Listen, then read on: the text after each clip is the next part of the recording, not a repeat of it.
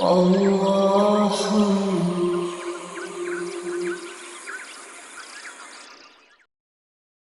اعوذ باللہ من الشیطان الرجیم بسم اللہ الرحمن الرحیم۔ عزیزان من، آج اگست 1981 کی 21 تاریخ ہے اور درس قرآن کریم کا آغاز سورہ الزخرف کی آیت 63 سے ہو رہا ہے۔ 43/63۔ سابقہ جمعہ کو یوم آزادی کی تقریب کی وجہ سے درس کا ناغہ رہا تھا۔ تجدید یادداشت کے لیے عرض کر دوں کہ اس میں آخری آیت یہ تھی جس میں حضرت عیسیٰ علیہ السلام کو علم للساعات کہا گیا تھا، اور میں نے یہ بتایا تھا کہ ساعت کا ترجمہ قیامت کر کے پھر یہ عقیدہ وضع کیا گیا کہ حضرت عیسیٰ علیہ السلام قرب قیامت کو آسمان سے نازل ہوں گے، اور پھر آگے وہ سارا قصہ امام مہدی آئیں گے اور پھر ساری دنیا میں اسلام کا غلبہ ہوگا۔ تو میں نے عرض کیا تھا کہ یہ ایک چیز الساعت کو قیامت تصور کر کے اس بنیاد پر پھر ساری عمارت استوار کی گئی۔ قرآن کریم میں الساعت متعدد مقامات پر آیا ہے۔ یہ ایک یک آنے والے انقلاب کے لیے یہ لفظ استعمال ہوتا ہے، اور قرآن میں تو یہ اس انقلاب عظیم کے لیے لفظ آیا ہے جو نبی اکرم صلی اللہ علیہ وسلم کے ہاتھوں رونما ہوا تھا۔ ہمارے سامنے تو نہ اس دور کی تاریخی دین کے نقطۂ نگاہ سے آئی، نہ حضور کی سیرت ہی ایک انقلابی کے نقطۂ نگاہ سے پیش کی گئی، اس لیے وہ زیادہ سے زیادہ آپ کی پوزیشن ایک وائز کی یا کسی طرح ایک مملکت کے سربراہ کی۔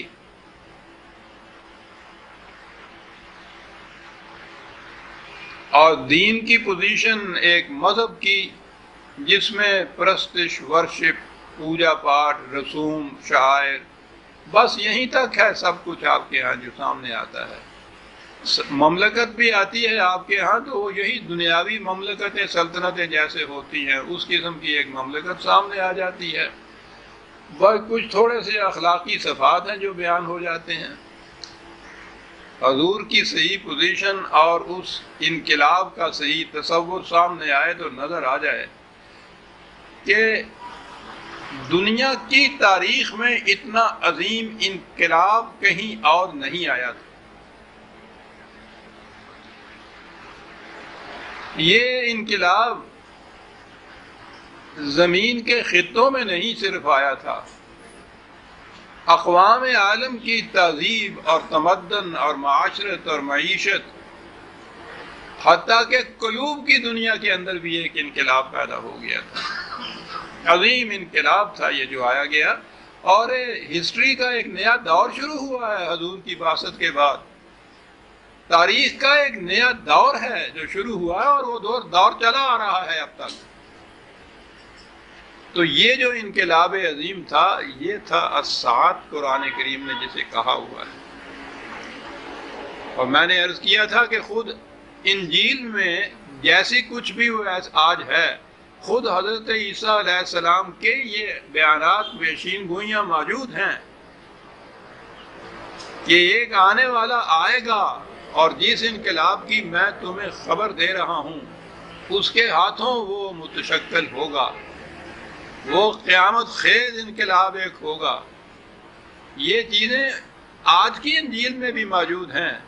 یہ الگ بات ہے کہ انہوں نے بھی اسے، وہ تو نبی اکرم صلی اللہ علیہ وسلم کی طرف اسے منسوب کر ہی نہیں سکتے تھے عیسائی، انہوں نے بھی یہ کہا کہ یہ آنے والا دور انقلاب حضرت عیسیٰ علیہ السلام جب دوبارہ آسمان سے نازل ہوں گے تو ان کے ہاتھوں پھر یہ انقلاب آئے گا۔ بہرحال یہ الساعت وہ انقلاب عظیم تھا جو نبی اکرم صلی اللہ علیہ وسلم کے ہاتھوں سے آنا تھا، اور جس کی پیشین گوئیاں پہلے پیغمبروں کے ہاں وحی کے ذریعے سے موجود تھیں کہ قرآن کریم کی روح سے یہ سلسلہ وحی خدا کی طرف سے دیا ہوا دین شروع سے آخر تک اصولی طور پر ایک ہی چلا آ رہا تھا۔ اسی سلسلے میں یہ کہا اب آگے کہ وَلَمَّا جَاءَ عِیسَىٰ بِالْبَيِّنَاتِ قَالَ قَدْ جِئْتُكُمْ بِالْحِکْمَةِ وَلِأُبَيِّنَ لَكُمْ بَعْضَ الَّذِی تَخْتَلِفُونَ فِیہِ فَاتَّقُوا اللَّهَ وَأَطِیعُونِ۔ حضرت عیسیٰ علیہ السلام جب آئے تو انہوں نے آ کے قوم سے کہا، اب یہاں لفظ ہے حکمت، کہ میں تمہارے پاس حکمت لے کے آیا ہوں۔ اب حکمت کا ہمارے ہاں بھی عام طور پہ تصور، اگر وہ حکیم بمعنی طبیب نہ لیا جائے، اب تو حکیم طبیب کو ہی کہتے ہیں، بلکہ یہ طبیب اپنے ساتھ طبیب کا لفظ نہیں لگاتے، یہ ہر طبیب حکیم ہی کہلاتا ہے۔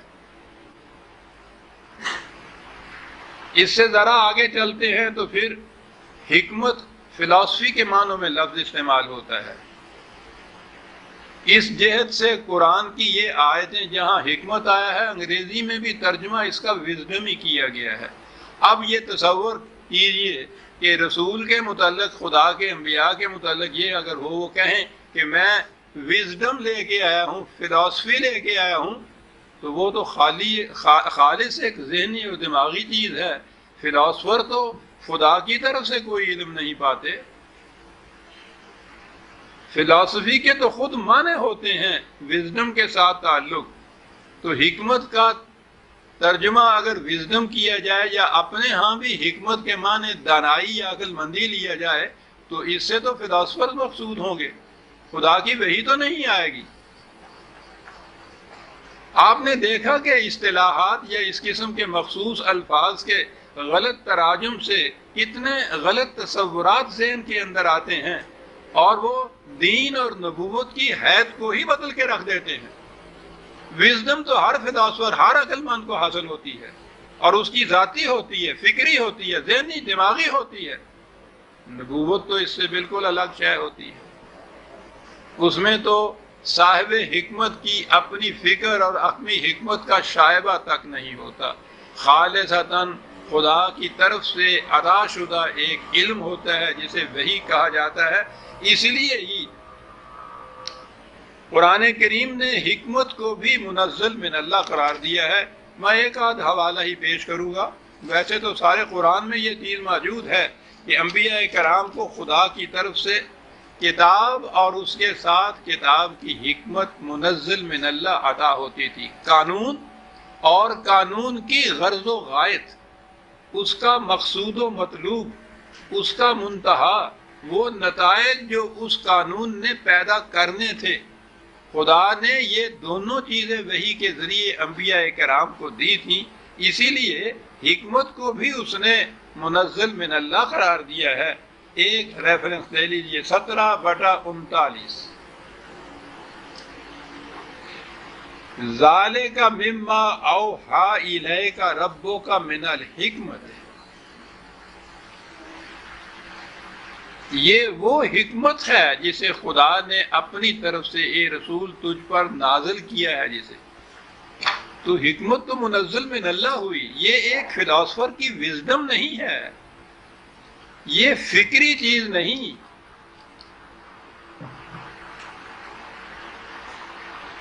یہ وہی ہے۔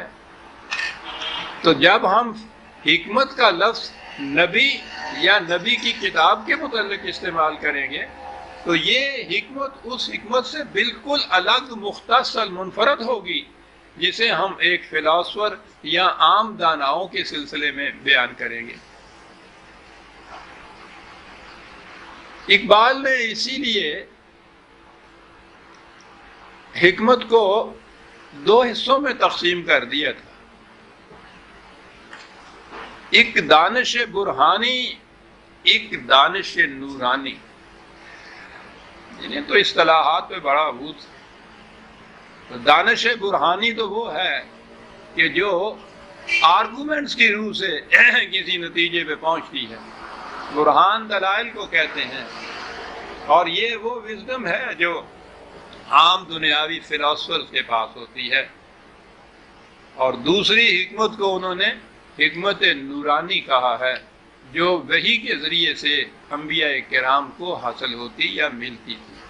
تو اس لیے اسے ذہن میں رکھنا چاہیے کہ جب انبیاء کرام کے متعلق حکمت کو منزل من اللہ کہا جائے گا تو وہ وحی ہوگی، اس میں کوئی فرق نہیں ہوگا وحی کے اندر۔ غایت اس کی کیا تھی؟ قرآن کی طرف سے جو وحی آئی، حضرت عیسیٰ علیہ السلام نے اپنی قوم سے، یہ قوم بنی اسرائیل میں سے خود بھی تھے، اور بنی اسرائیل کی کھوئی ہوئی بھیڑوں کی طرف، جیسے متی میں انجیل میں آیا ہے، ان کا دائرہ اپنی قوم کے ہی اندر تھا۔ یہ عالمینی رسالت جو ہے وہ تو حضور نبی اکرم صلی اللہ علیہ وسلم کی ہے، کیونکہ انہوں نے قیامت تک کے لیے آپ کی رسالت میں بروئے کار رہنا تھا۔ تو بنی اسرائیل کی طرف ہی آپ آئے تھے،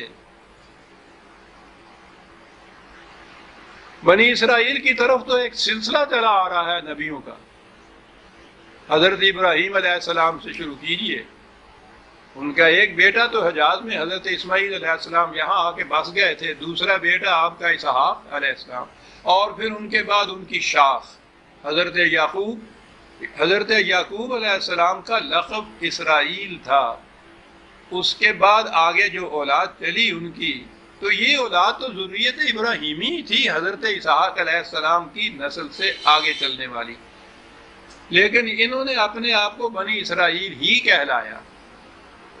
تو یہ بنی اسرائیل تو چلے آ رہے تھے، حضرت ابراہیم علیہ السلام تھے، یا بالتخصیص حضرت یعقوب علیہ السلام کے بعد ان کی ذریت میں سے یہ چلے آ رہے تھے۔ یہودی تو یہ حضرت موسیٰ علیہ السلام کے بعد جب ان کو شریعت موسوی ملی ہے تو وہ یا تو میرے ہاں وہ شعلہ نہیں برق طور میں میرے ہاں یہ ساری تفصیل ان کی دی ہوئی ہے تاریخ بنی اسرائیل کی، تو یہ یہودی اس اعتبار سے کہلائے تھے، اپنی جوڈائزم جو ان کی یہودیت ان کے ہاں کی جو تھی، مذہب ان کے ہاں جو تھا، اس کی بنا پر یہودی کہلائے، ورنہ یہ بنی اسرائیل تو اس جہت سے کہلاتے چلے آ رہے تھے۔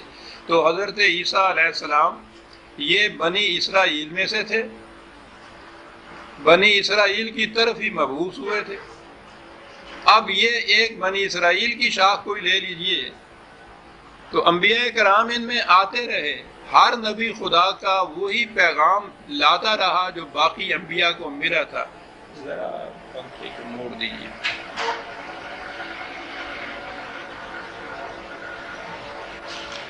معاف رکھیے۔ وہی پیغام وہی تعلیم لے کے آتا تھا، اور اس کے بعد اس کی امت، اس کے متبعین اس میں اختلاف پیدا کر دیتے تھے۔ یاد رکھیے، اختلاف، تفرقہ، فرقہ بندی دین کی جڑ کاٹ دیتی۔ امت میں اختلاف یا فرقہ پیدا ہو تو دین باقی رہتا ہی نہیں۔ قرآن بلفظ صحیح اسے شرک کہتا ہے، رسول سے کہتا ہے کہ جو لوگ دین میں فرقہ پیدا کر لیں، اے رسول تیرا ان سے کوئی واسطہ نہیں ہے۔ اختلاف کو وہ خدا کا عذاب قرار دیتا ہے۔ ہاں جی، کہا اس نے یہ ہے کہ یہ جو ایک نبی کے بعد جب اس کی نام لیوا امت اختلاف پیدا کر لیتی تھی، فرقے پیدا کر لیتی تھی، افتراق پیدا کر لیتی تھی، تو دوسرا رسول آ کر ان اختلافات کو، اس تفرقے کو مٹاتا تھا اور پھر انہیں امت واحدہ بنا دیتا تھا۔ ایک قوم، ایک امت جس میں کوئی اختلاف اور تفرقہ نہیں ہوتا تھا۔ پہلی چیز وہ یہ کرتا تھا، اور اس کے بعد یہ جو امت واحدہ بنتی تھی، اس میں پھر وہ دین کو متشکل کرتا تھا، ایک عملی نظام کی شکل دیتا تھا۔ یہ تھا رسالت کا فریضہ۔ نبوت تو خدا کی طرف سے وہی پانے کا نام ہے، اور رسالت اس وحی کے مطابق ایک معاشرہ متشکل کرنے کا نام جو امت واحدہ طے کرتی تھی، اس میں کوئی اختلاف نہیں ہوتا تھا۔ خصوصیت ہی یہ ہے، پہلی خصوصیت اس امت کی یہ ہے جو دین کی نمبردار ہوتی ہے، اس میں کوئی اختلاف نہیں ہوتا، تفرقہ کا تو سوال ہی نہیں ہے۔ اس میں تو سورہ توبہ کے اندر جو مسجد زرار کا قرآن نے واقعہ اسی لیے خاص طور پہ بیان کیا ہے کہ تفرقے کی اور شکل تو ایک طرف رہی، مسجد بھی اس لیے بنانا کہ وہ کسی خاص فرقے کی ہو۔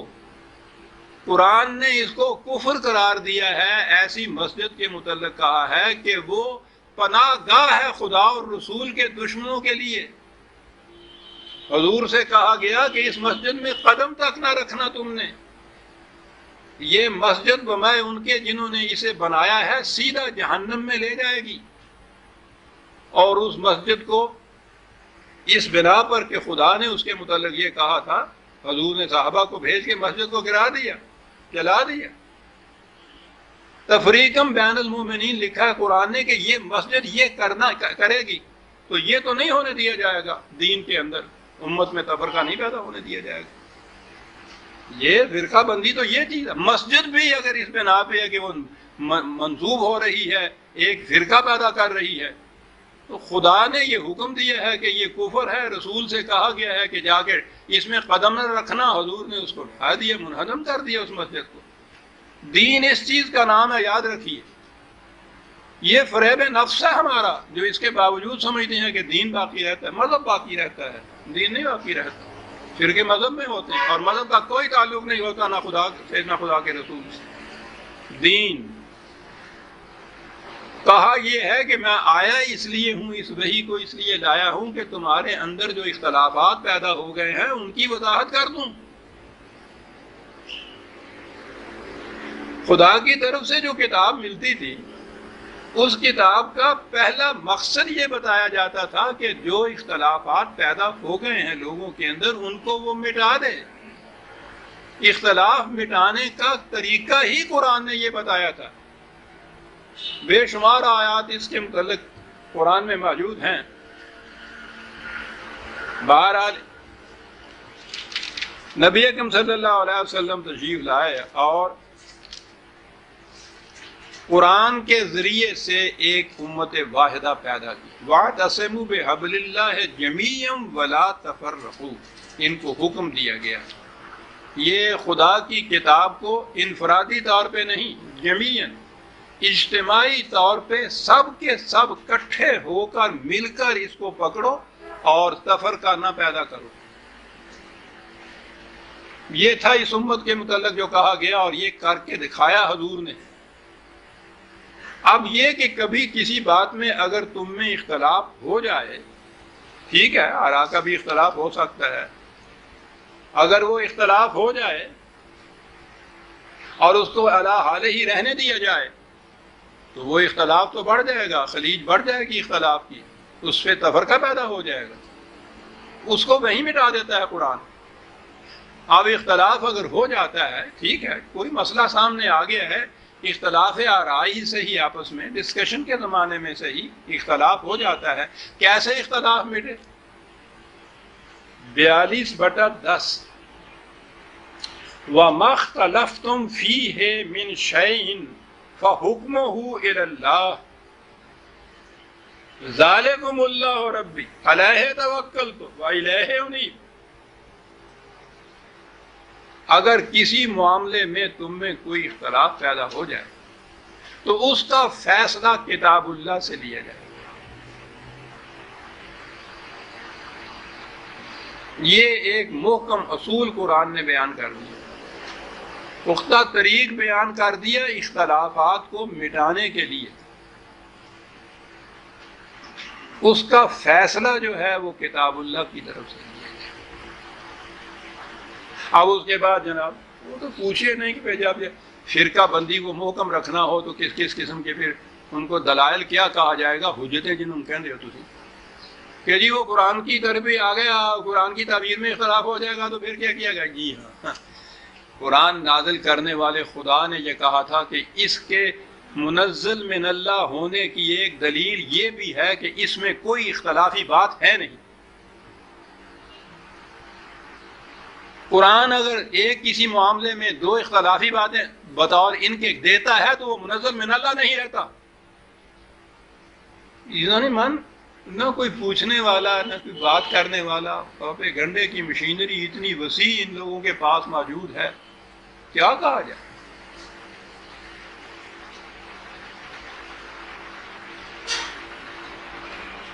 عام طور پہ بڑی بے باکی سے یہ کہہ دیتے ہیں کہ صاحب آپ کہتے ہیں قرآن کی طرف آئیے، وہاں سے اختلافات رفع ہوں گے۔ آپ کہتے ہیں، خدا نہیں کہتا۔ قرآن کی طرف دعوت دینے والے کے خلاف اعتراض کیا جاتا ہے کہ آپ کہتے ہیں کہ قرآن سے اختلاف ملتا ہے، خدا نہیں کہتا۔ اور اس کے بعد جب پھر اگلی بات کہ جی اگر قرآن کی طرف آنے سے بھی اختلاف نہ مٹ سکے تو چلیے قرآن بھی ایسا ہے کہ جو اختلاف مٹا نہیں سکتا۔ خدا کا دعویٰ جو ہے معاذ اللہ غلط، اور اس کی روح سے یہ اگلی چیز کہ جی وہ اگر دو اختلافی تعبیریں دے، وہ جی قرآن نے جو کہا کہ پھر وہ من جانب اللہ نہیں رہتی کتاب، اگر وہ اس طرح سے اختلافی چیزیں دے دے تو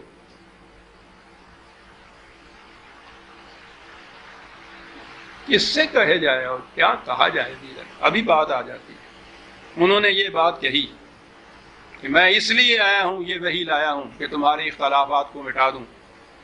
فاتقوا اللہ، خدا کے احکام کی نگہداشت کرو، واطیعون، اور اس کا عملی ذریعہ یہ ہے انفرادی طور پر اپنے اپنے طور پر نہ اس کو لو، ایک مرکزی اتھارٹی ہونی چاہیے اور وہ خدا کا رسول تھا، اس کی اطاعت کرو۔ تو عملاً بھی ایک وحدت پیدا ہو گئی۔ جب آپ ایک مرکز کی اطاعت کریں گے، ایک قانون کی اطاعت کریں گے تو اختلافات مٹ جائیں گے۔ چھوٹا سا بھی ایک قانون جب ہے کیپ ٹو دی لیفٹ، بائیں طرف چلو، تو آپ دیکھیے چونکہ ایک اتھارٹی موجود ہے مملکت کی، اس کا ایک قانون موجود ہے، اس میں کوئی اختلاف پیدا نہیں ہوتا۔ اختلاف پیدا ہوتا ہے جہاں ہڑبونگ مچتی ہے۔ امام کے پیچھے جو نماز پڑھی جاتی ہے اس میں کوئی اختلاف نہیں ہوتا، اس کی ایک آواز پہ اٹھتے ہیں، ایک آواز کے اوپر بیٹھتے ہیں اور لیٹتے ہیں، کوئی اختلاف نہیں ہوتا۔ اسی مسجد میں وہی نمازی جب وہ فرض کے بعد فرضوں کے بعد جب امام آگے نہیں رہتا باقی نماز پڑھتے ہیں، ساری مسجد اختلافات کا ایک منظر بن جاتی ہے۔ کوئی کھڑا ہے، کوئی جھکا ہے، کوئی سجدے میں ہے، کوئی سلام پھیر رہا ہے، کوئی دعا مانگ رہا ہے، کوئی اٹھ کے جا رہا ہے، کوئی سامنے سے پھر رہا ہے۔ وہی مسجد کا صحن جو اس سے بیشتر ایک جنت نگاہ تھا، باہمی اتفاق کا، باہمی ائتلاف کا، وہی مسجد، وہی نمازی انتشار و اشتہار کا ایک نقشہ بن جاتے ہیں۔ کیا ہوا؟ ایک امام نہ رہا۔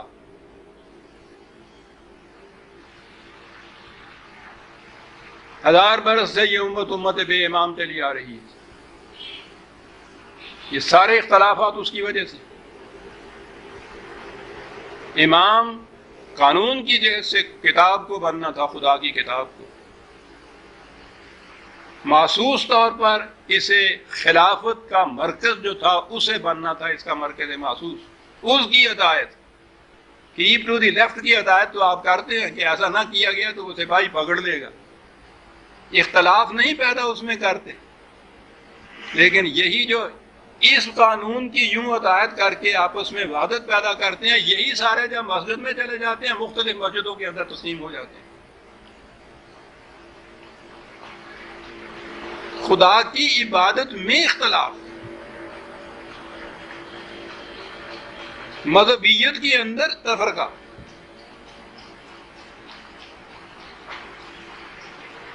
انہوں نے کہا کہ میں آیا اس لیے ہوں کہ تمہارے اختلافات مٹا دوں، اور وہ خدا کی طرف سے وحی کے ذریعے میں مٹاؤں گا۔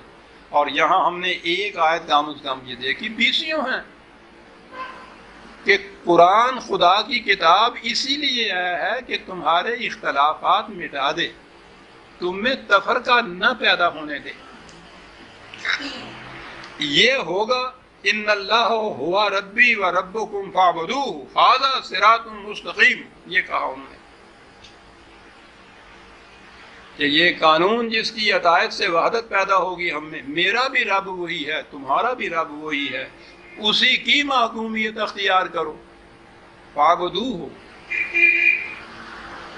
جب آپ لا کی اوبیڈینس کریں گے، قانون کی اطاعت کریں گے، تو پھر اختلاف پیدا نہیں ہوگا۔ فاعبدون کے معنی یہ تھا، عبادت کے معنی محکومیت اختیار کرنا تھا خدا کی، تو محکومیت جب ایک قانون کی اختیار کی جائے گی اس میں تو اختلاف ہو نہیں سکے گا۔ لیکن یہاں جب یہ کچھ ہوا، عبادت کا ترجمہ پرستش کر دیا، اسی کی پرستش کرو، تو اب پرستش تو پھر ہر ایک اپنی اپنی نماز کے مطابق کرتا ہے۔ اس نے کہا تھا کہ مساجد صرف خدا کے لیے ہونی چاہیے، لا تدعوا مع اللہ الہ، اس کے ساتھ کوئی دوسرا الہ نہ ملا۔ یہاں کوئی مسجد بھی ایسی نہیں ہے جو اللہ کی مسجد ہو، یہاں ہر مسجد کے باہر لکھا ہوا ہوتا ہے مسجد غوثیہ، رضویہ، رضوانیہ، یہ ہوتا ہے اس کے اندر۔ کسی دوسرے اس جو اختلاف رکھے اس مسلک سے اس کو وہاں نماز نہیں پڑھنے دیتے۔ مسئلے ہیں ان کے یہاں کے کہ وہ نماز پڑھ لے تو مسجد اول تو اس کا فرش اکھیڑ دینا چاہیے، ورنہ دھو تو ضرور لینا چاہیے۔ نماز پڑھنے والا کوئی شرابی آگے کھڑا نہیں ہو گیا تھا۔ کیا ہوا؟ یہ عبادت کا مفہوم وہی محکومیت رہتا تو آپ دیکھتے، اس کے لیے پھر ایک قانون ہونا چاہیے تھا، ایک مرکزی اتھارٹی ہونی چاہیے تھی، اس کی اطاعت ہونی چاہیے تھی، جو اس کے خلاف ورزی کرتا اسی وقت سپاہی ہتھکڑی لگا لیتا، عذاب علیم۔ یہ بیچ میں سے گئی بات، دین بنا انفرادی مذہب، اب اس کے اندر ہر فرد کا مذہب الگ الگ ہے۔ ھذا صراط مستقیم، اس نے کہا صراط مستقیم تو ایک ہی ہوتی ہے جی نمان، پگڈنڈیاں تو مختلف ہو سکتی ہیں، شاہراہ ہائی وے جو ہے وہ تو ایک ہی ہوتی ہے۔ سارے قرآن میں صراط جو ہے وہ واحد ہے، سیدھا قائم راستہ جو ہے یہ ہے کہ اختلاف مٹ جائے۔ کہا اس کے بعد وہ تو یہ کہہ کے چلے گئے، اور جو ہوتا چلا آ رہا تھا فاختلف الاحزاب من بینہم، ان کی امت میں بھی آپس میں اختلاف پیدا کر دیا۔ فویل للذین ظلموا من عذاب یوم علیم، اب اس کے بعد ان کی تباہی آئے گی اس اختلاف کی وجہ سے۔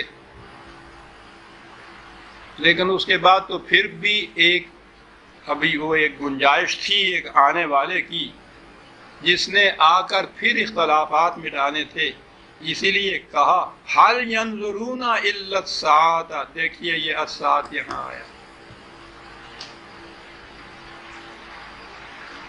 کہ یہ لوگ جو اتنا ان سے کچھ کہا گیا ہے کہ اختلافات باہمی انسانیت کو جہنم میں لے جاتے ہیں، اتفاق اور وحدت ہی وہ چیز ہے جس سے کہ انسانیت پرورش پاتی ہے، تباہ ہو جاؤ گے۔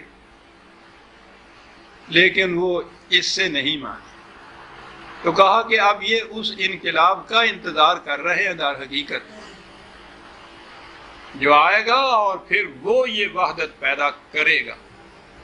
ان تاتیہم بغتۃ وہم لا یشعرون، ایسے بھی ہوتا ہے کہ یہ مگن رہیں اپنی اس حالت کے اندر اور کہیں کہ وہ نہیں، کون ہے ہمیں الٹا دینے والا، کہ اس میں برتا ہے اتنا کہ اس جو ہماری روش زندگی ہے اس کے اندر کسی قسم کا اختلاف پیدا کر دے، کوئی نہیں کچھ کر سکتا۔ کیسا کہ یہ اس ظام باطل میں، اس سیلف ڈیسیپشن میں، اس فریب نفس میں مبتلا کہیں گے۔ دیکھیں ہم لا یشعرون، کتنی بڑی بات کہی ہے قرآن نے، کہ اگر عقل و فکر اور شعور سے یہ کام لیں تو نظر آ جائے ان کو کہ تباہی آ رہی ہے ہماری، لیکن مذہب تو عقل و فکر سے کام لینے ہی نہیں دیتا، وہ تو جذبات پہ چلتا ہے۔ کلو علم بمالت اہم فرے، ایک امت کے کئی ٹکڑے کر دیے، ہر فرقہ مغن ہے اس بات میں کہ میں حق پر ہوں، باقی سب باطل پہ ہیں۔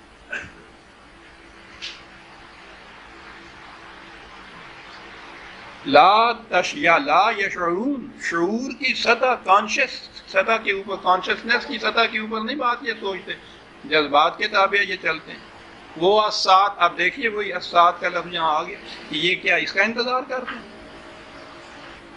ذرا سوچیے عزیزان ایمان، اگر یہ چیز جو یوں ہی لے گئی ہے کہ وہ قیامت اس کے بعد آ جائے گی، ساتھ کے معنی قیامت، پھر اس وقت یہ لوگ آئیں گے، انبیاء کرام یا آسمان سے نازل ہونے والے، یہ سب کچھ، یعنی اس وقت جس کے بعد نہ زمین رہنی ہے، نہ آسمان رہنا ہے، نہ پہاڑ رہنے ہیں، نہ انسان باقی یہاں رہنے ہیں، تو اس وقت انہوں نے آ کے اگر ان کے اختلافات مٹائے بھی تو کس کام کے؟ پس ازاں کے من نہ مانم بچے کار خواہی آمد، وہ پھر تو رہنا ہی نہیں کسی نے۔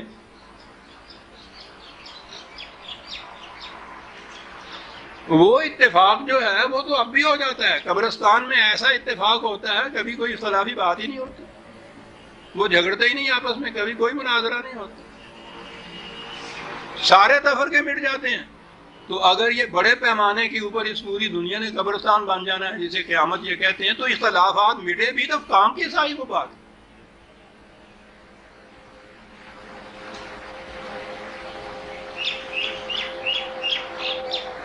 بالا بم رسیدہ جانم تو بیا کے زندہ مانم، ابھی ہے اس کی توقع، سانس باقی ہے مجھ میں، تو آ جا تو مجھے زندگی مل جائے گی۔ پاس ازاں کے من نہ مانم بچے کار خواہی آمد، جب آخری سانس بھی میرا ختم ہو جائے گا، میں مر جاؤں، تو تیرا آنا میرے کس کام آئے گا؟ اسعد وہ عظیم انقلاب تھا، حضور کی زبان سے آیا۔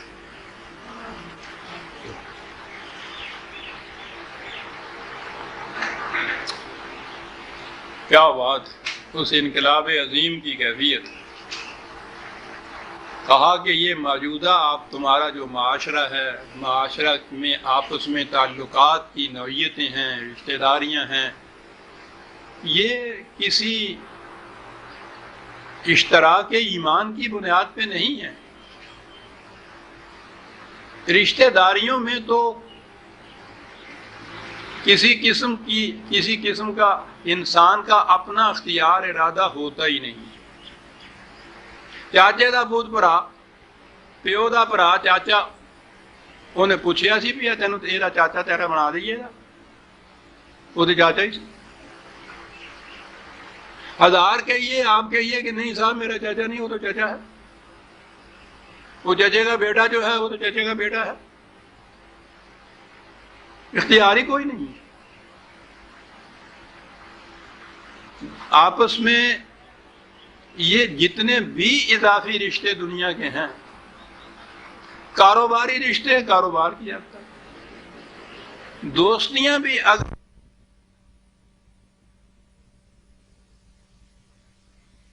پر مبنی نہیں ہیں، الف بین قلوبکم قرآن کہتا ہے، تمہارے دلوں کو آپس میں جوڑ دیا۔ یہ جو تعلق ہے جسے آپ دوستی یا مودت کہہ لیں، یہ تو ایک ایسی چیز ہے کہ جب تک وہ آپ کا نظریہ زندگی، وہ ایمان جو ہے مشترک ہے دونوں میں، یہ تعلق قائم رہے گا۔ اگر دوستی بھی اس بنا پہ نہیں ہے تو آپ دیکھتے ہیں اس کے بعد کس طرح سے بھی دوستیاں ٹوٹتی ہیں۔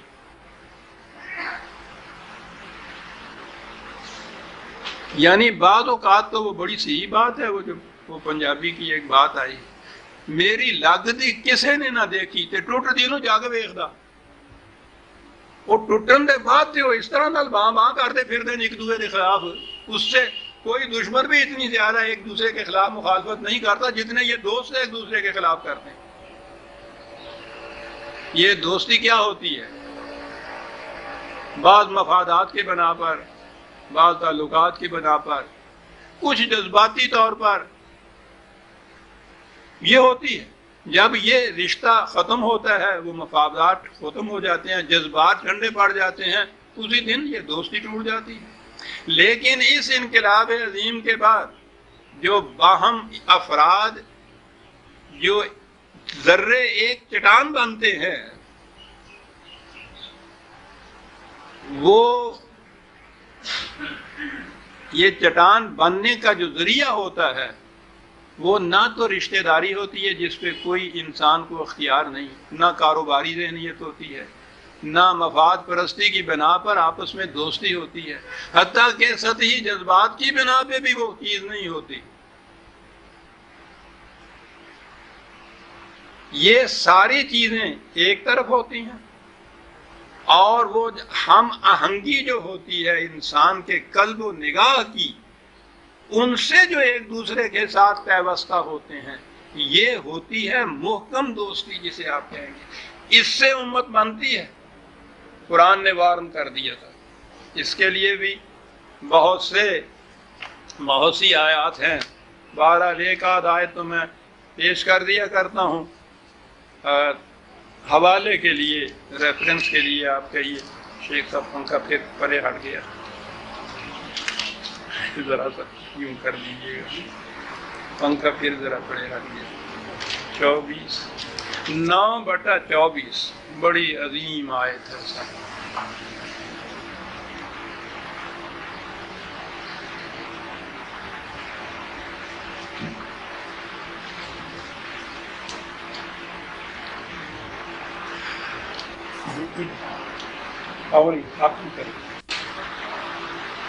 دنیا بھر کے تعلقات ایک طرف، یہ ایک تعلق جو ہے خدا کا ایک طرف۔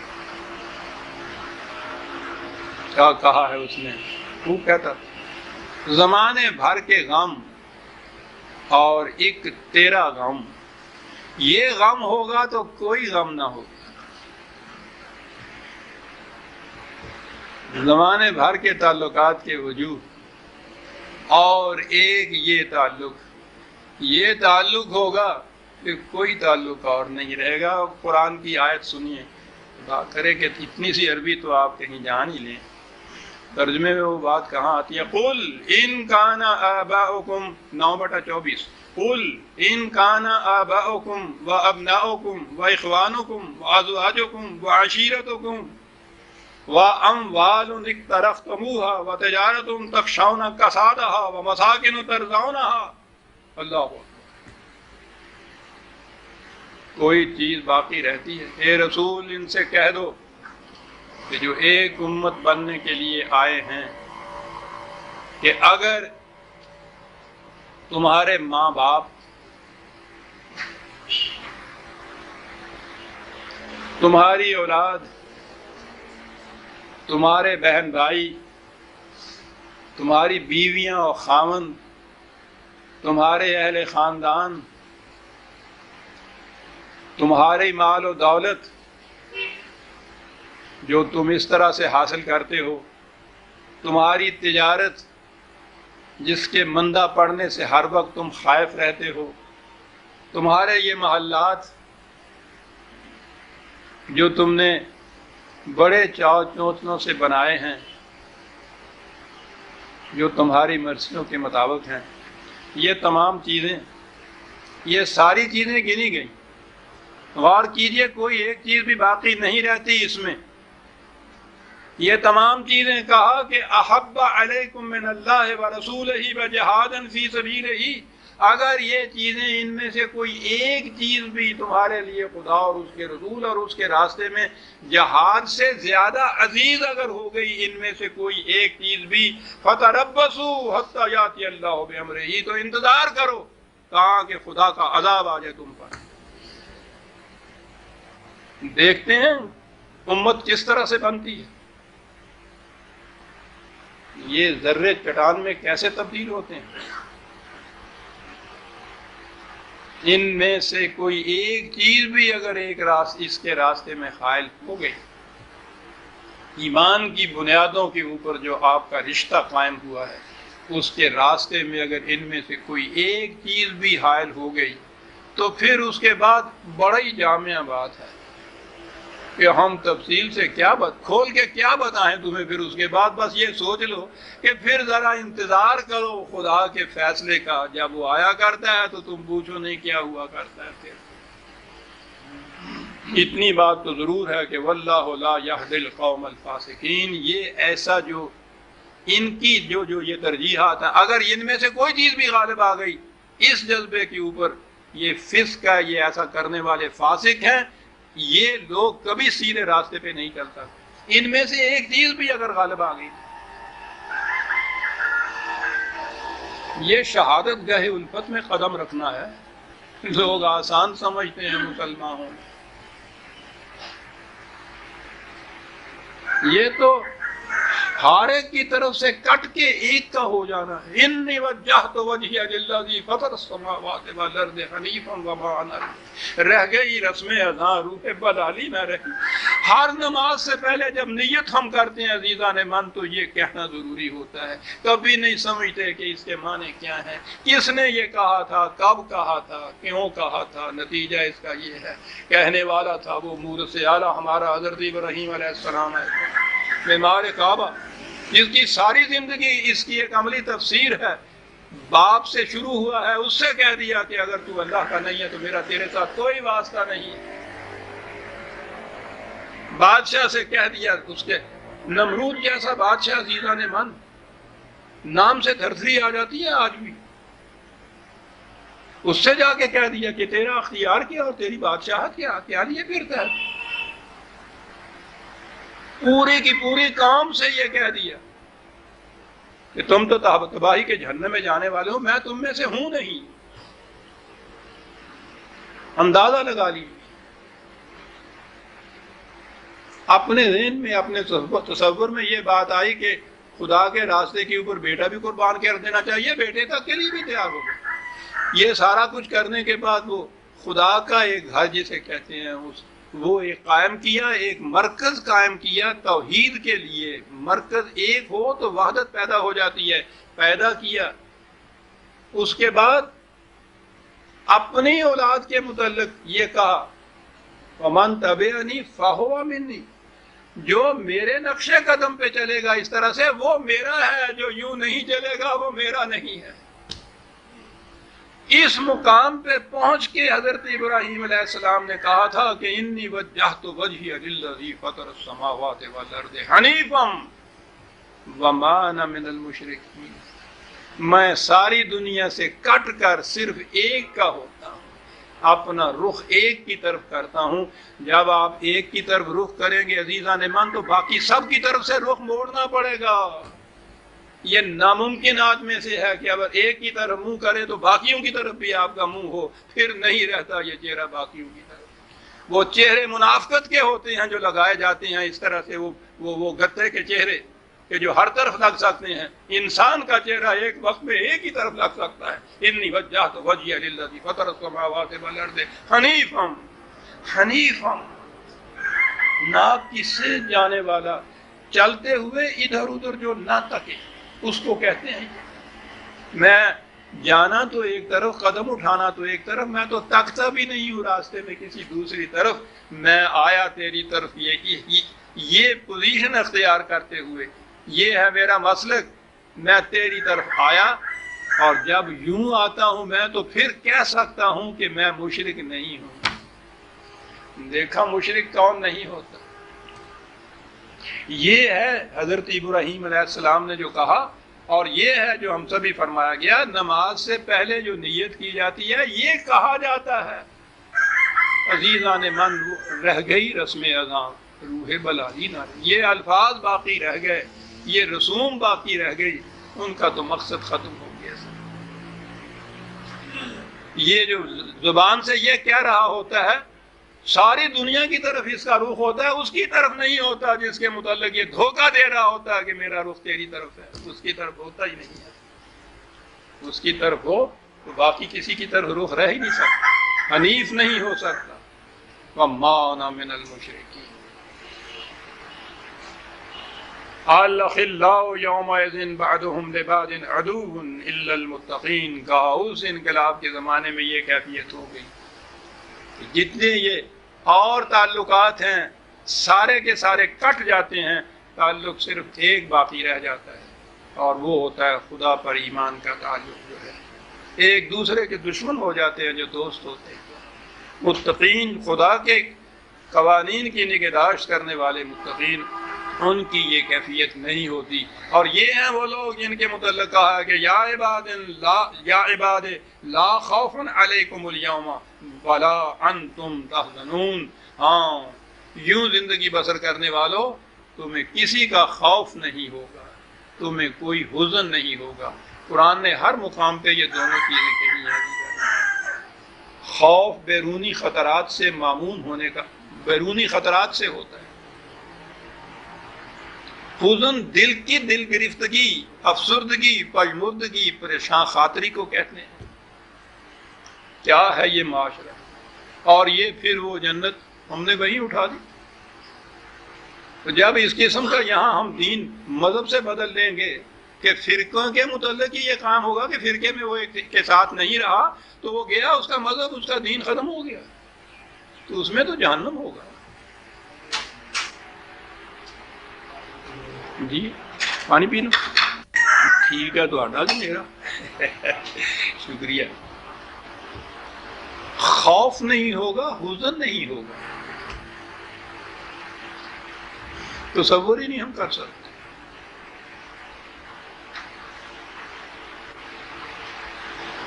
زیادہ سے زیادہ کامیاب مملکت، سلطنت وہ ہوتی ہے جو اطمینان دلا دے کہ کوئی باہر کا حملہ آور، کوئی کسی قسم کا تم پہ خطرہ نہیں پیدا کر سکتا۔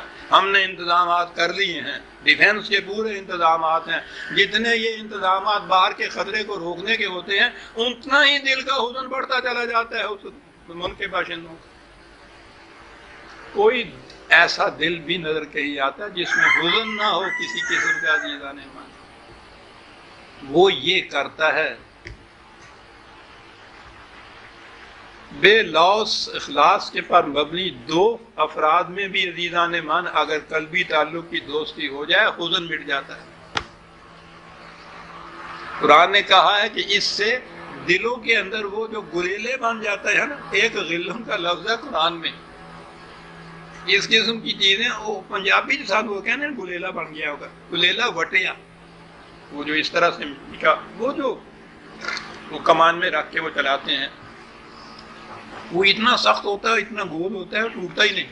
یہ چیز ہوتی ہے دلوں کے اندر ایک دوسرے کے خلاف اگر کچھ رکھا ہوا ہو تو وہ ہوتا ہے غل، جسے قرآن کہتا ہے کہ جنتی معاشرے کی پہلی سمبل نشانی یہ ہوگی کہ ان کے قلوب میں ایک دوسرے کے خلاف وہ گلیلا وٹیا ہے کوئی نہیں ہوئے گا، وہ ٹوٹ جائیں گے، راز ایک جیسے ہو جاتے ہیں، تبل السرائر، کوئی راز بھی ایک دوسرے کا مخفی نہیں پھر رہتا اس کے اندر۔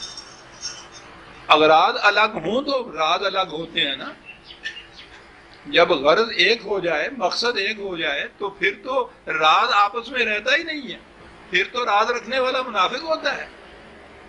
یہ ہے وہ الذین آمنوا بآیاتنا وکانوا مسلمین۔ شرط یہ بتائی، وہ جو ہمارے قوانین کی صداقت پر یقین رکھتے ہیں، آمنوا، یہ تو ہو گیا ایمان ہو گیا، وہ اتنی شرط ہی نہیں ہے، یہ تو ہے اس چیز کی صداقت کو ایکسیپٹ کر دینا، ہاں صاحب میں مانتا ہوں، یہ صحیح بات ہے، میں مانتا ہوں کہ قانون اس مملکت کا یہ ہے کہ ٹو دی لیفٹ، یہ تو ماننا ہے صرف، وَقَانُوا مُسْلِمِينَ، اس کے مطابق پھر وہ عمل کرتے ہیں۔ اب اگر آپ یہ کہتے رہے کہ قانون ٹھیک ہے، میں مانتا ہوں، کیپ ٹو دی لیفٹ، اور چلے وہ رائٹ کی طرف، اور عام طور پہ وہاں جو چوراہے کے اوپر دور سے دیکھتے ہیں کہ اگر تو وہ لال پگڑی والا ہے تو پھر تو آپ کیپ ٹو دی لیفٹ، پھر تو آپ مسلم ہوتے ہیں، اور نظر آئے پہ وہ نہیں ہے تو شوں یوں جاتے ہیں، آمنو تو اس وقت بھی آپ ہوتے ہیں، وہ تمہیں پتہ ہے کیپ ٹو دی لیفٹ قانون ہے، کہتا مجھے پتہ ہے، تو آمنو تو ہو گیا، کون سی چیز نہیں ہوئی؟ وَقَانُوا مُسْلِمِينَ، یہ مسلم نہیں رہا۔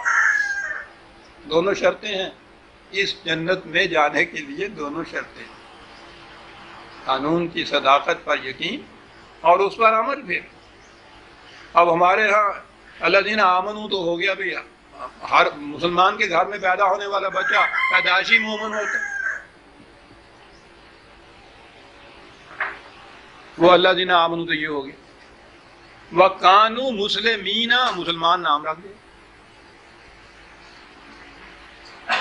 دونوں شرطیں پوری ہو گئی۔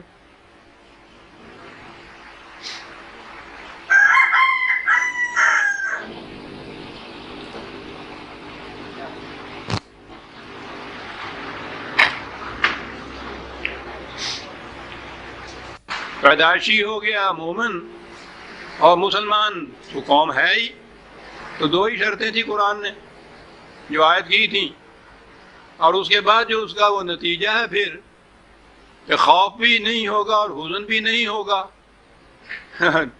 تو اس کے متعلق کوئی بات ہی نہیں کر. ٹھیک ہے جی. یہ ہیں وہ دو شرطیں پوری کرنے کے بعد ادخلوا الجنۃ انتم وازواجکم تحبرون. میں نے یہ عرض کیا ہوا ہے مرنے کے بعد کی زندگی، وہاں کی جنت وہاں کی جہنم، اس پر ہمارا ایمان ہے، بنیادی شرط ہے ایمان کی.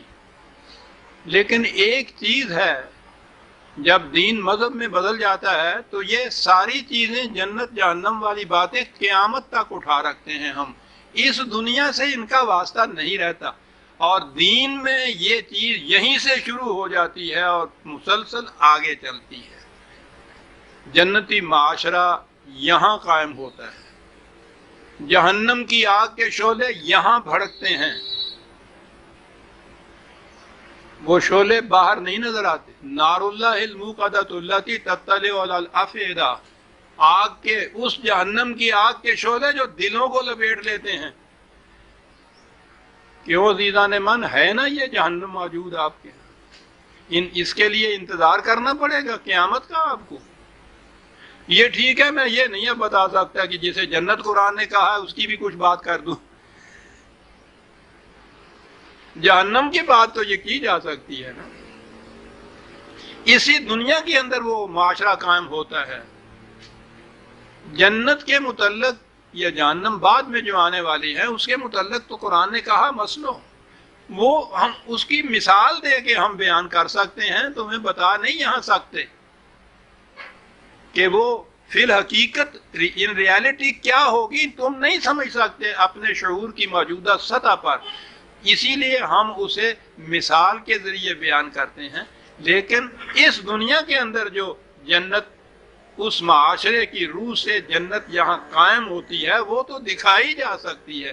دکھائی تھی نبی اکرم صلی اللہ علیہ وسلم والذین معہ نے، وہ جنت قائم کر کے یہاں سے، یہی وہی جنت یہاں تھی.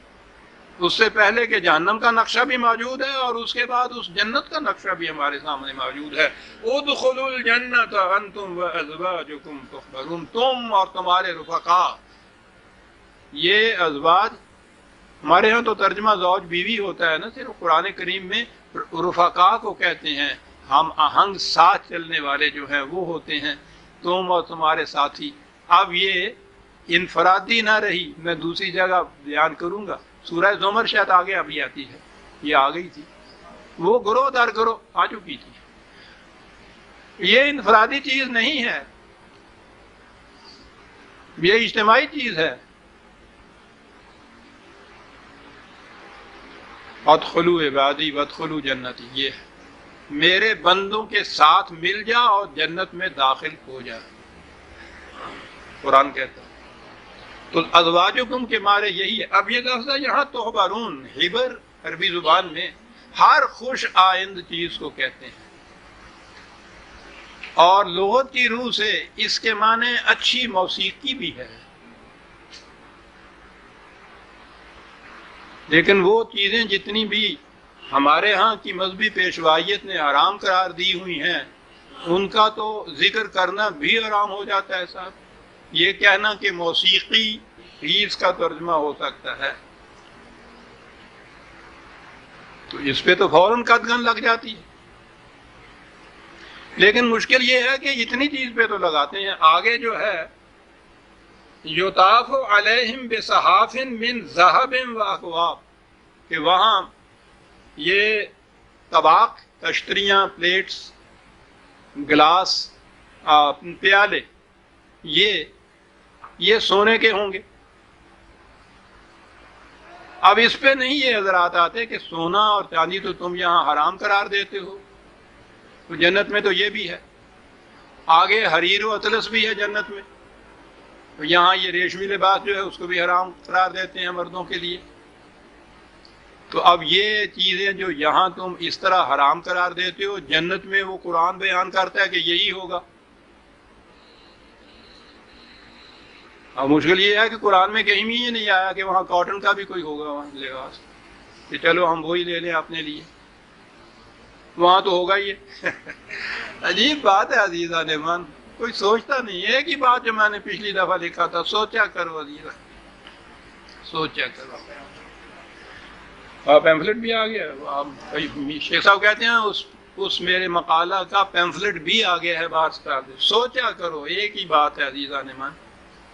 یعنی اسی آیت میں قارون کا میں نے یہ کہا کہ اس کے معنی موسیقی بھی ہیں، تو پوچھو نہیں کیا شور مچنا ہی تھا. موسیقی کے سمجھنے کے لیے ایک حصے لطیف کی ضرورت ہوتی ہے، جنہیں وہ حص نصیب نہیں ہوتی، بجائے اس کے کہ اپنی محرومی کا افسوس کریں، وہ کبا چاہتا بھی سارے کبے ہو جائیں. انہیں کہا ہے موسیقی کو حرام قرار دو، ہمارا بید ہی نہیں کھلے گا کہ ان کو اس کی اپریسیشن ہی نہیں آتی.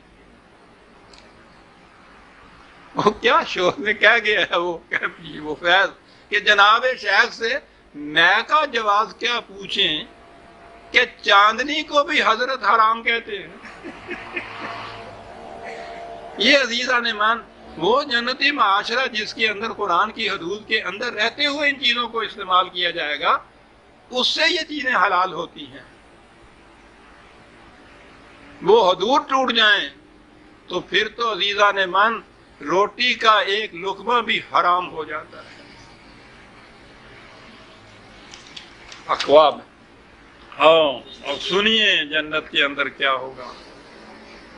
وَفِيهَا مَا تَشْتَهِيهِ الْأَنفُسُ وَتَلَذُّ الْأَعْيُنُ.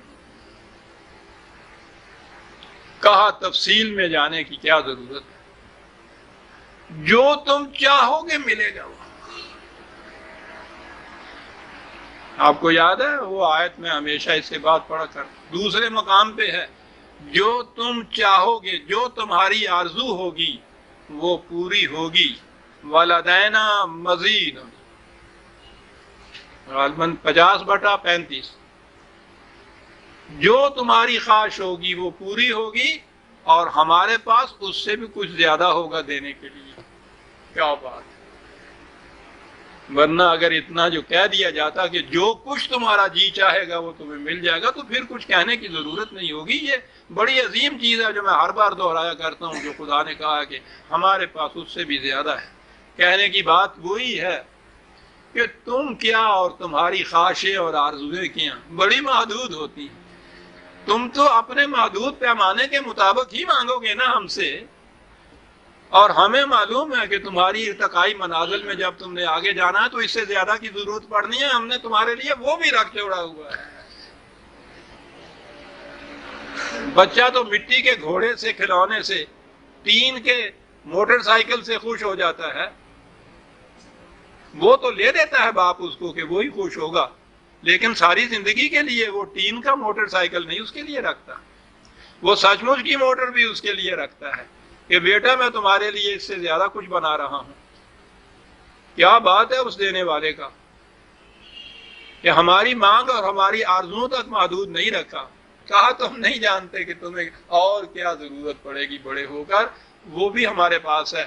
وَتَلَذُّ الْأَعْيُنِ، یہ چیز جو ہے جنت نگاہ ہونا کسی چیز کا بڑی چیز.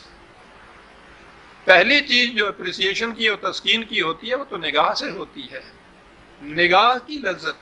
لیکن آپ دیکھیے بار بار قرآن یہ کہتا ہے، پہلے تو میں وہ ایک آیت حوالے کے لیے دے دوں جس میں قرآن نے کہا ہے کہ سارے وہاں کی جنت کے بیانات سارے تمثیلی ہیں. مثالی طور پہ ہم نے کہا ہے 13/35، مثل الجنت التی وعد المتقون، متقین کے لیے جو وہاں کی جنت کا وعدہ ہم نے کیا ہے اس کی مثال یوں سمجھو. اور پھر اس کے بعد سب کچھ کہا ہے. تجری من تحتها الانہار اکلها دائم وظل، پانی بہ رہے ہیں درختوں کے نیچے. پھلدار درخت ایسے ہیں جو پھل کبھی ختم ہی نہیں ہوتا، نہ ان کا سایہ ختم ہوگا نہ ان کے پھل ختم ہوں گے. مثل الجنت، مثال اس کی یہ ہے. اور اتنا ہی نہیں ہے بلکہ یہ جو کہا ہے تلذ الاعین، اس کے نگاہ کی تسکین کا بھی سامان ہے. جنت نگاہ اقبال غالب نے جو اصطلاح وضع کی تھی بڑی خوبصورت ہے. جنت یہاں سے ہی اس نے لیا ہے، اور تلذ العینہ سے جنت نگاہ، اور فردوس گوشت تو اس نے تحبرون سے لیا ہے نا. فردوس گوشت جنت نگاہ. اور یہ جو قرآن نے کہا ہے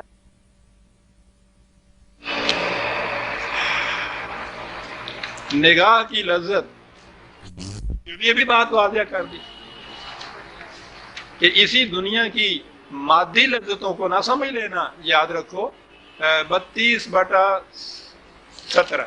32/17 یہاں تو کہا ہے کہ وہ نگاہوں کی لذت کا سامان، اور یہاں کہا ہے فَلَا تَعْلَمُ نَفْسٌ مَا أُخْفِيَ لَهُم مِّن قُرَّةِ أَعْيُنٍ. اپنے شعور کی سطح پہ کوئی نہیں یہ بات سمجھ سکتا کہ اس کی نگاہوں کی ٹھنڈک کا جو سامان ہم نے وہاں رکھا ہے وہ کیسا ہے. عجیب کتاب ہے عزیزان مان یہ قرآن، بات صاف کرتا چلا جاتا ہے. یہی کی لذت نگاہ نہ سمجھ لینا، وہ مثالی چیز ہے. اور نگاہوں کی ٹھنڈک کا جو سامان ہم نے وہاں رکھا ہے یہاں تو تم سمجھ بھی نہیں سکتے اس کو. وَأَنْتُمْ فِيهَا خَالِدُونَ. اور اگلی چیز عزیزان ایمان، یہاں تک تو ہم بہت خوش ہوئے نا، بڑی موج ہو گئی. نہیں، میں نے کہا کہ یہ چیز جو ہے جنت کی، اس معاشرے میں بھی وہاں کے معاشرے میں بھی. لیکن اگلی بات ہے ذرا مقطع میں آ پڑی ہے سخن گستران ابا. یعنی میں کہہ دوں کہ ساری امیدیں پانی پھر گئے. وَتِلْكَ الْجَنَّةُ الَّتِي أُورِثْتُمُوهَا بِمَا كُنْتُمْ تَعْمَلُونَ. یہ تمہارے اعمال کے بدلے میں ملے گی، ویسے نہیں مل سکے. اسی تو پہلا ہی بار کٹے گئے نا. اور یہ بڑی عظیم آیت ہے عزیزان ایمان، جس کو ہر جگہ لکھ رکھنا چاہیے. جنت صرف تمہارے اعمال کے بدلے میں تمہیں اس کا وارث بنایا جائے گا. کوئی اور ذریعہ، کوئی اور طریقہ نہیں.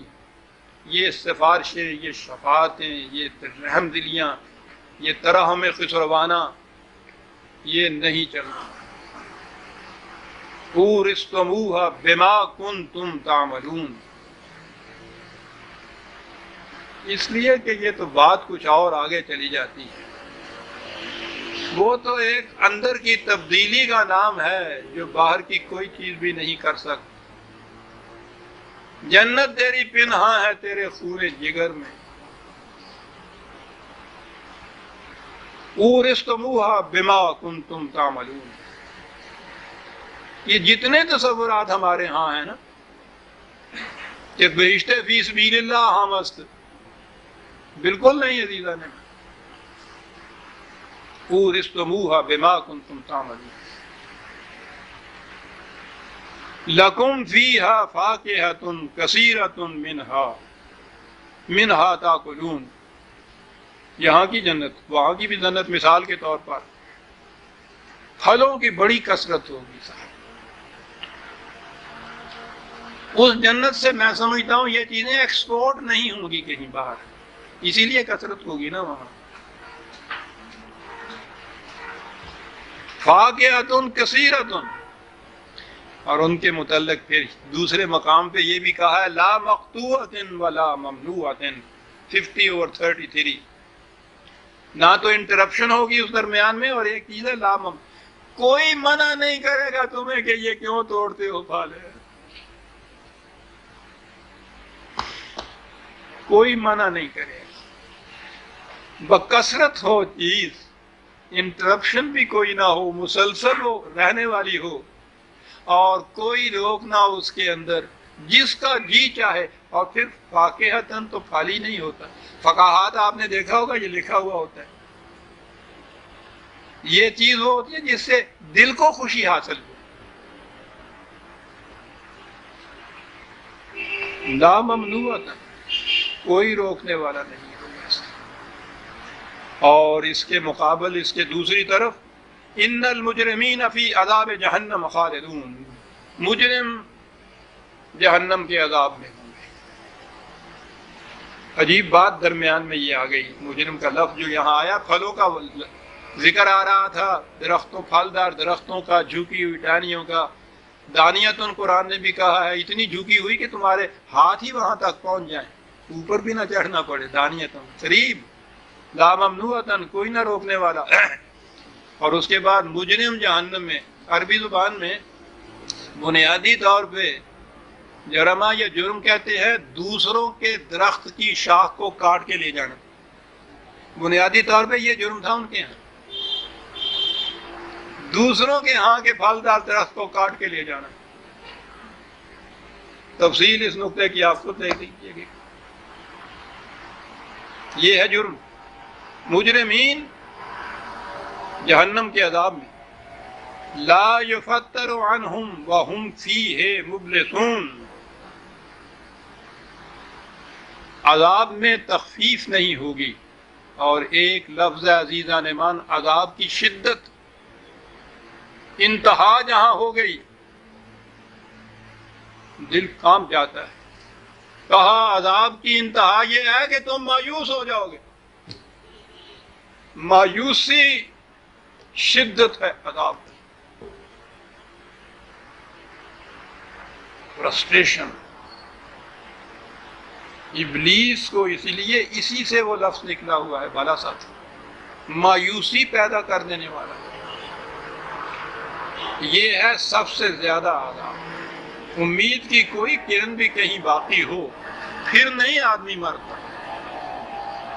عذاب تو وہ ہوتا ہے کہ جس سے نکلنے کی کوئی امید باقی نہ رہے۔ وَمَا ظَلَمْنَاهُمْ وَلَٰكِنْ كَانُوا هُمُ الظَّالِمُونَ۔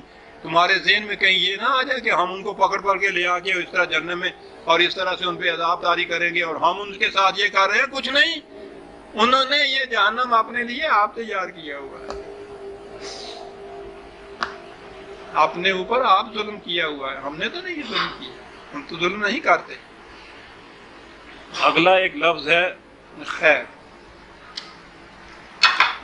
شاید 15 منٹ میں بات بن جائے، تفصیلی نقشہ وہ نہیں کھینچ رہا، ایک لفظ کہتا ہے عزیزان ایمان جس میں ساری تفصیل آ جاتی ہے۔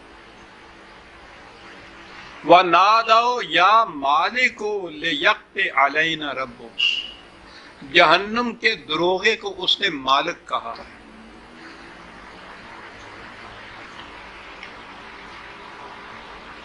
انسانوں کا کسی دوسرے انسان کی ملکیت بن جانا، اس کا ان کا مالک بن جانا، جہنم کے دروغے کو مالک کہا ہے، کسی اور فرشتے کا نام اس طرح سے نہیں بتایا قرآن نے۔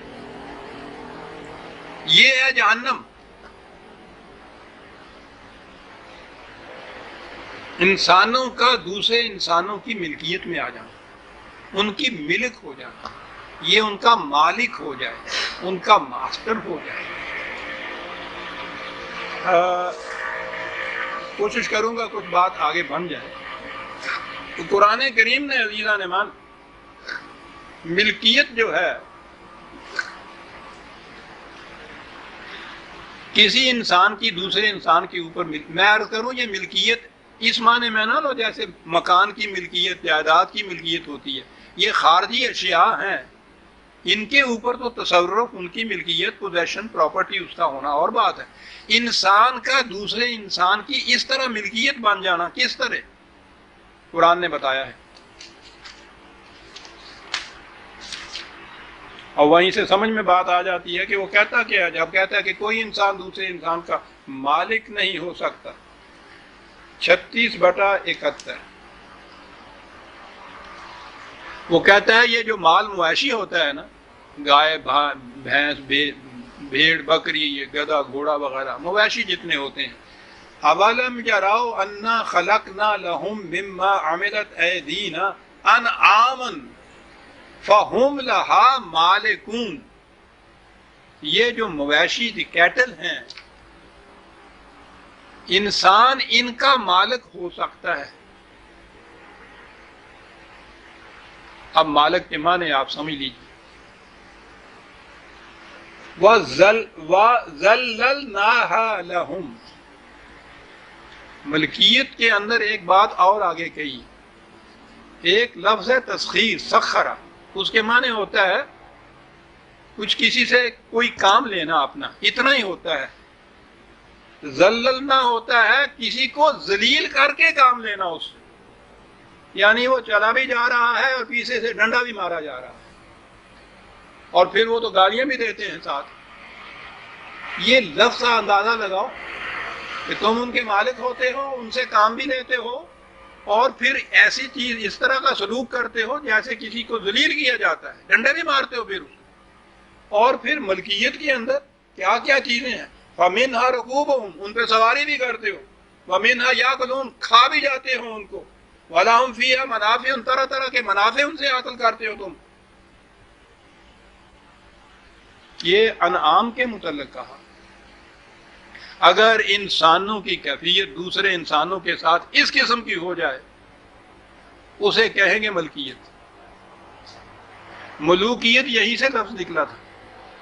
ملک اسی لیے بادشاہ کو کہتے تھے کہ وہ اپنی پوزیشن رعایا کے مقابلے میں یہ رکھتا تھا۔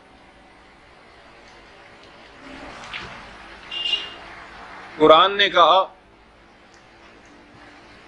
کہ وہ انقلاب جو قرآن کی روح سے اس دنیا میں آئے گا اسے اس نے ایک اصطلاح ہے اس کی، پھر میں عرض کروں، جو بھی ہم میں سے نماز پڑھنے والے ہیں دن میں کم از کم کوئی 44 مرتبہ تو یہ کہتے ہیں نا مالک یوم الدین، خدا کے متعلق۔ سورہ فاتحہ جب بھی ہم پڑھتے ہیں اس میں مالک یوم الدین آتا ہے، پہلی چیز آتی۔ یہ یوم الدین کیا ہے؟ قرآن نے خود کہا ہے 82/17 پہلے لی، وَمَا أَدْرَاكَ مَا يَوْمُ الدِّينِ، یوم الدین یوم الدین تم کہتے ہو، کبھی سوچا بھی ہے تم نے یوم الدین کیا ہوتا ہے؟ اس یوم کی کیفیت کیا ہوتی ہے؟ اس معاشرے کی، اس عہد کی، اس دور کی، اس عصر کی کیا ہوتی ہے خصوصیت؟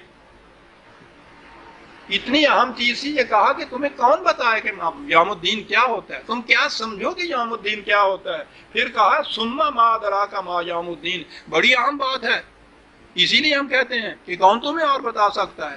بتاؤ، ہم تمہیں بتاتے ہیں یوم الدین کیا ہوتا ہے۔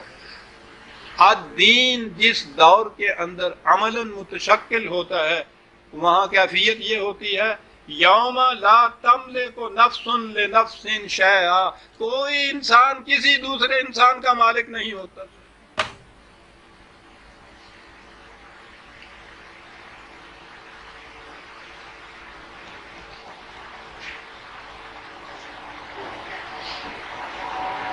پھر معاشرہ کیسے کام رہتا ہے؟ انارکی پھیلتی ہے؟ کہتا نہیں۔ والامر یومئذ للہ، اس دور میں حکومت صرف خدا کی ہوتی ہے، اور خدا کی حکومت کی عملی سمبل یا نشان یہ ہے کہ کوئی انسان کسی دوسرے انسان کا مالک نہیں ہوتا ہے۔ مالک مویشیوں کے ہوتے ہیں، انسان حیوانوں کے مالک ہوتے ہیں، انسانوں کے نہیں ہو سکتے، اس لیے کہ وَلَقَدْ كَرَّمْنَا بَنِي آدم، ہر انسان کو ہم نے واجب التکریم پیدا کیا ہے، تو کوئی انسان دوسرے انسان کا مالک کیا ہے؟ اس نے کہا کون مالک ہو سکتا ہے؟ 30 پارے ختم کرنے کے بعد قرآن کریم کی آخری اناؤنسمنٹ، قل یا ایھا الناس قل اعوذ برب الناس، اعلان کیا الناس کا رب، سامان نشو و نما بہم پہنچانے والا، یہ خصوصیت ہے اس کی۔ الحمدللہ رب العالمین سے بات شروع کی، رب الناس سے جا کے بات ختم کی، قل اعوذ برب الناس ملک الناس، اس کو حق حاصل ہے کہ انسانوں کا مالک بنے، اپنے حکم کے تابع ان کو چلائے، اسے حق حاصل ہے۔ اور یوں یہ الہ الناس بنتا ہے، معبود و پرستیدہ نہیں، کہ جس کی پرستش کی جائے، صاحب اقتدار، رب الناس بننے کے بعد ملک الناس بنتا ہے، پھر الہ الناس بنتا ہے، اور وہی صرف بنتا ہے۔ کسی انسان کا وہ یہ دعویٰ نہیں باندھتا کہ انا ربکم الاعلی، یہ تو فرعون کا دعویٰ ہے۔ رزق اس کے قوانین کے تابع ہر فرد کو ملتا ہے۔ تو ملک یا مالک جسے آپ کہتے ہیں وہ تو خدا کے سوا کوئی ہو ہی نہیں سکتا، یعنی وہ کیفیت انسان اور انسان کی جو انسان اور حیوان کی آپس میں رشتہ ہے، دیکھا قرآن نے خود واضح کر دیا۔ کوئی شائبہ بھی ایسا اگر آ جائے انسان اور انسان میں جو انسان اور حیوان میں ہوتا ہے تو وہ ملوکیت ہوگی زینا نے، اور ملوکیت ہی تو حرام ہے قرآن میں۔ وَالْأَمْرُ يَوْمَئِذٍ لِلَّهِ، حکم صرف خدا کے قانون کا چلے گا۔ یا مالکو لِيَقْضِ عَلَيْنَا رَبُّكَ،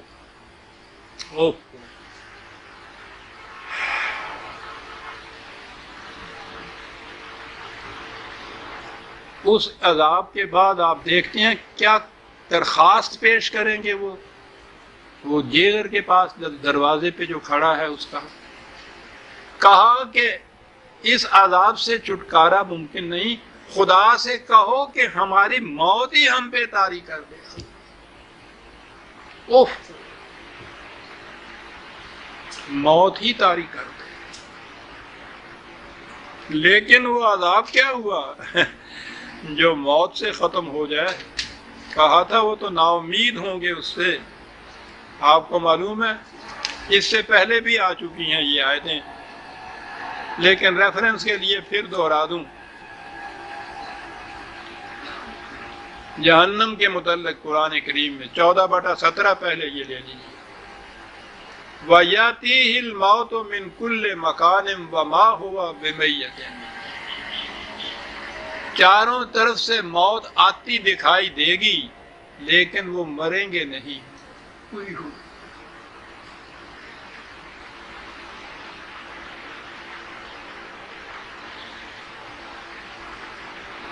اس کیفیت کو آپ سمجھ سکتے ہیں عزیزان، مریں گے نہیں، موت 14/17، موت آتی دکھائی دے گی۔ دوسری جگہ ہے 27/13، 87/13،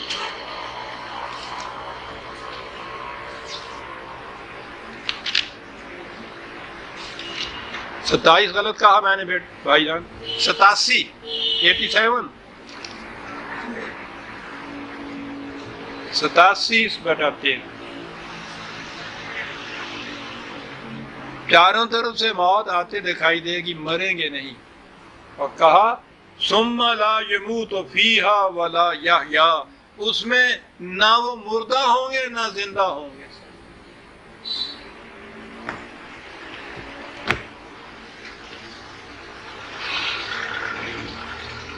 اب اس کی تفصیل کیا بیان کی جائے گی؟ ہزار حیف نہ بینی قیامت موجود۔ اقبال کہتا ہے کہ یہ تم اس کی داستان سرگزشتیں تو بیان کرو گے کہ قیامت میں جہنم ہوگا، یہ ہوگا، یہ نہیں دیکھو گے کہ تم خود اس جہنم کے اندر کھڑے ہو۔ انکم ماکثون، تمہیں تو رہنا ہوگا، اس لیے کہ لقد جئناکم بالحق ولکن اکثرکم للحق کارہون، تمہارے پاس الحق آ چکا تھا، تم نے اس الحق سے نفرت برتی، کراہت برتی، سرکشی نہیں، نفرت برتی۔ پہلی قوموں کے پاس تو الحق آیا، کسی طرح سے اس کے بعد وہ الحق محفوظ نہ رہا، پھر دوسرے پیغمبر کے آنے کی ضرورت پڑی کہ وہ پھر اصلی الحق کو اس قوم کو دے۔ عزیزان ایمان، ہم کہاں جا سکتے ہیں؟ ہمارا چھٹکارا کہاں ہوگا؟ الحق آیا اور الحق قیامت تک کے لیے محفوظ رکھ دیا گیا، قرآن محفوظ کر دیا گیا۔ اسی لیے حضور کے بعد کسی دوسرے نبی کی ضرورت نہیں، کہ وہ تو آتا تھا الحق کو اپنی اوریجنل فارم میں دینے کے لیے، وہ تو اوریجنل فارم میں موجود ہے۔ کہا یہ گیا ہے ان جہنم والوں سے کہ تمہارے پاس الحق تھا نا، پھر اس پہ چلے تم الحق پہ، اس سے تو تمہارے دل میں کبیدگی پیدا ہو جاتی تھی، اور آپ چلا رہے ہو کہ اس جہنم کے اندر سے کسی طرح سے نکلا جائے۔ ہم نے تو یہ جہنم طاری نہیں کیا۔ الحق سے کبیدگی اور سرکشی اور نفرت کا نتیجہ خود ہے یہ للحق کارہون۔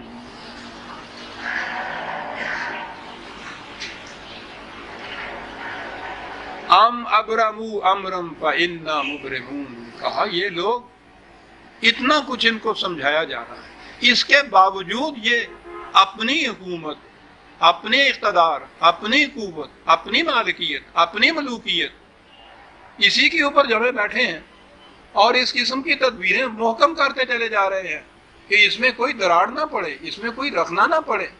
کہا انہیں بتا دیجیے کہ تمہاری تدبیریں ایک طرف رہیں، ہمارے قانون مقافات عمل کی تدبیریں بڑی محکم ہوتی ہیں، حذر ہے چیرہ دستاں، سخت ہیں فطرت کی تعزیریں، ان کو کوئی توڑ نہیں سکتا۔